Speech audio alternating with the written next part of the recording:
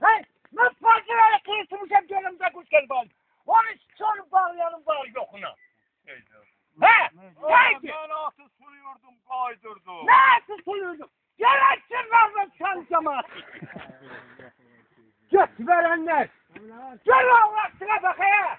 Ha, suyu bu belli ben bana. Bu gelmez suyu.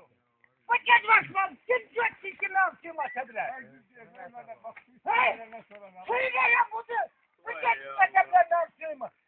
Ay kendi babasını sevme. Akşam bağlamışsın araç. Senden hava bağlamış o. Akşam bağlamışsın. Ama ne için günüye verir? Benim anamız çeker sendensin. Oradan da kuş kapanla gelip bağlayacağım. Ama gidip belli çekime. Gidip çekime belli. Ay ben bağlamamışım. Ha bari bak boş. Ha sen öl bari bak. Bu kim lan ben canım olsun gözümle gördüm.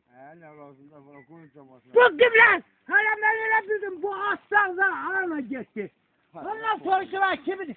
Dede Ziyad denedi. Ha adam göyden Allah bakır işliyor. Ha kadınım sana ne demirəm ben? Ha? Ne göreceğim? Ha bana belli su ver. Ben vermiyorum bana su. Belli ki solacak su sistemi çık. O benim suyumu keser. İkinci buranın suyumu kesemez benim. Ha? İyi bak. Ha sana ben böyle. Ama gel benim üstüme direnmesin. O suyu kes. Orada diyeceğim uşaklarım gelip geldikler. Onu batacak aşağı. Ha bırakacağım. Ana o kumuşum hadi bir de. O kaldan gidiyorsun. Akşama bir yaşı bir özünü ele al, bir yazımı yok. Ha yok efendim. Sen de olsan ben hep gelip. Ha tamam ben. Gelip İskender'in getirsinler diye misin? Gelirsin başına dönüp büyünlük kesme. Sen ne öbende bana bir. Gedeği yoktu.